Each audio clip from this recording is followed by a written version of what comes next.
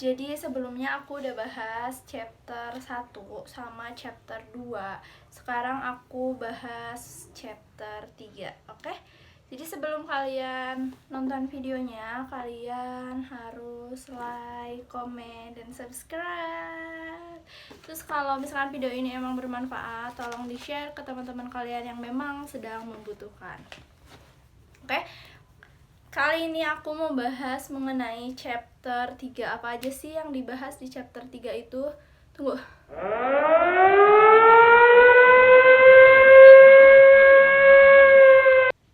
Aduh, gak jadi. Aduh, gak enak. Di chapter 3 itu apa aja?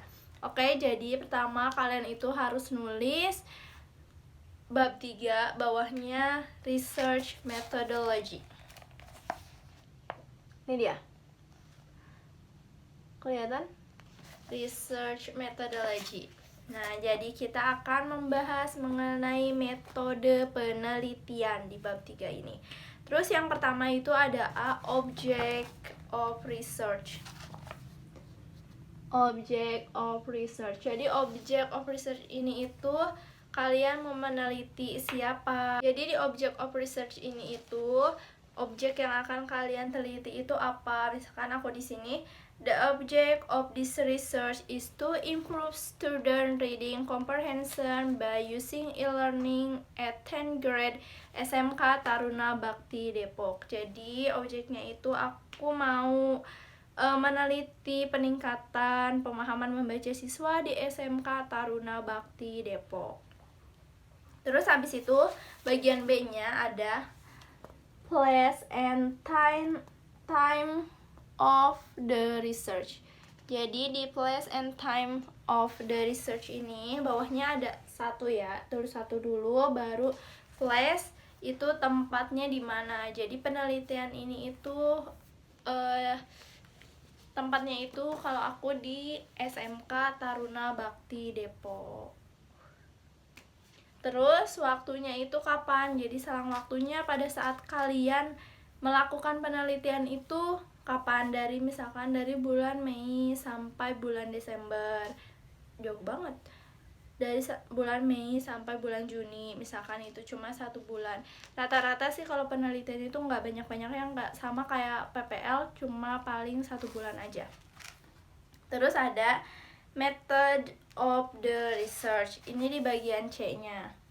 Ada method of the research. Jadi metode yang kalian gunakan ini itu apa gitu. Aku di sini metodenya itu ngambil dari Chemist and Taggart. Biasanya rata-rata yang melakukan penelitian classroom external research itu metodenya pasti menggunakan Chemist and Taggart gitu, karena emang aku tahunya cuma itu. Kalau yang lain nggak tahu, mungkin ada yang lain, tapi kalau aku nyarinya susah, mending yang ada aja. Aduh Chemist and Taggart. Jadi di Chemist and Taggart ini itu dia ada 4 tahapan. Nah, itu nanti dijelaskan di steps of the research di sini. Nih. Steps of the research itu di bagian D. Jadi di situ dijelaskan bahwa kalian itu nanti tahapan itu kayak gimana. Misalkan di cycle 1 kan Chemist and Taggart itu ada 4 tahapan. Tahapan pertama itu dia planning.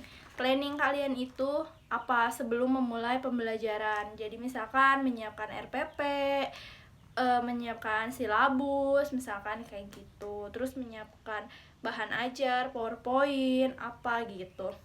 Terus yang kedua kalian masuk ke acting. Nah, di acting ini kalian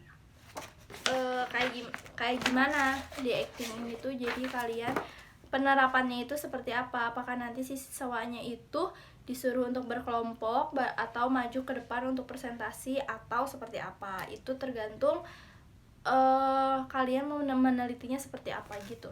Terus ada observation. Jadi observasi ini kalian mengobservasi si anaknya itu pada saat pembelajaran. Apakah si anaknya itu tertarik atau si anaknya itu cenderung bosan dengan pembelajaran yang kalian berikan atau seperti apa gitu. Terus yang terakhir ada reflecting. Reflecting ini jadi kalian secara keseluruhan sudah ditinjau. Nah, jadi di reflecting ini apabila ternyata si siswanya ini itu bosan misalkan dan nilai yang diperoleh itu sedikit, misalkan persentase nilainya berapa gitu di reflecting, terus maka dari situ akan dilanjutkan ke cycle 2 misalkan itu. Jadi setiap cycle itu pasti ada namanya apa tadi pertama lupa, ada namanya yang keempat tahapan itu yaitu planning, acting, observing, sama reflecting tuh. Terus habis itu udah tuh kalian jelasin bab 1, bab 2 cycle 1, cycle 2, cycle 3 itu kalian tahapannya itu seperti apa di situ. Terus ada source of the data. Nah, di source of the data ini jadi data yang kalian ambil itu di mana misalkan, terus siswanya itu berapa. Jadi kalau aku ngambil di SMK Taruna Bakti Depok, siswanya itu totalnya 36, perempuan berapa, laki berapa lupa gitu. Jadi kalian tulis tuh perempuannya ada berapa, terus prianya ada berapa, perempuan, pria, wanita gitu ada berapa. Terus teknik yang F ada teknik of data collection. Jadi teknik pengumpulan data itu kalian apa aja, itu kalian jelasin. Kalau aku pakainya observasi, interview, reading comprehension test, sama dokumentasi. Jadi pengumpulan datanya itu pertama aku kan observasi itu kan aku masuk ke sekolahnya itu mengajar, menganalisis bagaimana si anaknya itu, terus apakah si anak itu menyenangkan, maksudnya apakah si anak itu tertarik dengan metode yang kita buat atau seperti apa. Terus ada interview. Jadi setelah dilakukan observasi itu, aku menginterview muridnya itu, gimana kamu dengan menggunakan Edmodo, apakah itu menyenangkan atau itu membosankan atau itu sangat sulit atau gimana gitu. Terus ada reading comprehension test. Jadi kan di sini ada tesnya itu aku menggunakan multiple choice, terus menggunakan quiz. Di Edmodo-nya itu menggunakan quiz terus multiple choice gitu. Terus ada dokumentasi itu ya biasa gitu, foto-foto. Jadi pas saat kegiatan anak belajar itu kita foto buat dokumentasi, nanti dilampirkan di lampiran atau appendix skripsi kalian. Terus ada teknik of data analysis. Teknik of data analysis ini aku ada 3. Data reduction, data description, sama data verification. Terus ada lagi validity of data itu. Terus ada criteria of successful research. Nah, ini sih paling penting. Criteria of successful research ini jadi kriteria yang harus menjadi patokan bahwa si siswanya itu memenuhi syarat atau dapat meningkat dari media yang kalian buat itu seperti apa. Misalkan criteria of successful research ini jadi pada saat si siswanya menggunakan Edmodo ini, siswa bakal dianggap bahwa mereka paham apabila semua siswa itu di atas rata-rata atau di atas standar KKM gitu. Nah, terus kalian kalau misalkan mau pakai media kayak aku gitu, media Edmodo itu the successful of the criteria of successful research-nya itu nggak harus 100% juga nggak apa-apa, soalnya kan pakai media itu emang gimana ya, susah gampang sih sebenarnya. Terus untuk menjadi sukses pun nggak harus 100%, misalkan cuma 80% anak itu melampaui KKM itu pun sudah dirasa memenuhi kriteria of successful, misalkan seperti itu. Jadi jangan terlalu memaksakan untuk 100%. Seperti itu, gengs. Itulah yang ada di bab 3 penulisan skripsi pendidikan bahasa Inggris. Seperti itu.